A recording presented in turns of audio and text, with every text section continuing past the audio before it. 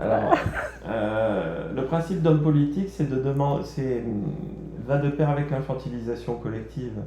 C'est-à-dire qu'on va demander aux gens de se comporter comme des enfants et de laisser un gouvernement donc représenté par un homme politique ou des politiques prendre en main les moindres problématiques.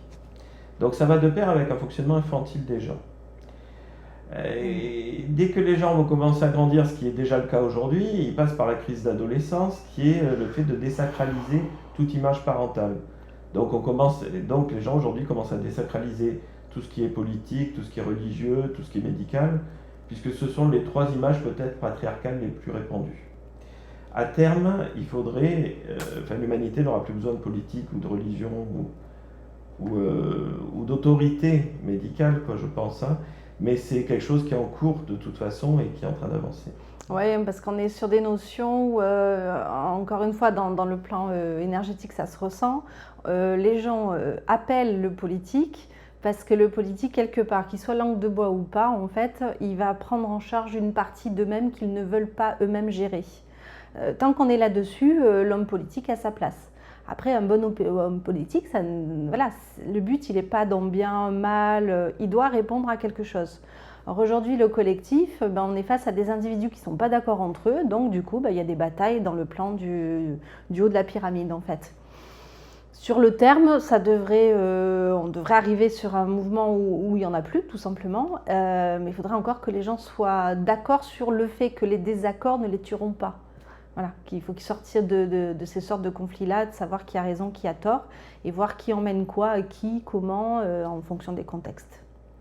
C'est une autre histoire, mais pourquoi pas. Moi, je dirais qu'aujourd'hui, c'est difficile, voire impossible, puisqu'il faudrait que les gens soient responsables de leurs actes et l'assument, quoi. Or, les gens aujourd'hui sont un peu comme des adolescents, ils veulent à la fois être des enfants et des adultes. Ils voudraient ne plus avoir besoin de politiciens, tout en retournant se réfugier derrière les autorités dès qu'il y a la moindre problématique à résoudre. Donc ça me semble un peu prématuré. Voilà. Ceci dit, ce qu'il faut remettre en question sur la base déjà, je dis par rapport à soi-même et aux autres, c'est l'échelle de valeur. Tant qu'on est persuadé dans le fonctionnement qu'un médecin, par exemple, amène beaucoup plus de choses à la société qu'un éboueur, on commence à rentrer dans qui a le plus besoin de qui. On peut retomber aussi patron ouvrier, qui a le plus besoin de qui. Donc la solution de la sortie de ça, c'est encore une fois le réseau, mais il faut passer par une remise en question de soi-même, arrêter de donner de la valeur à juste des choses dont on nous a dit que ça avait de la valeur. Revenir à qu'est-ce qui a une valeur pour moi et puis finalement qu'est-ce qui est ma valeur ajoutée que j'amène dans le monde. Et cette valeur ajoutée, il va falloir l'affirmer.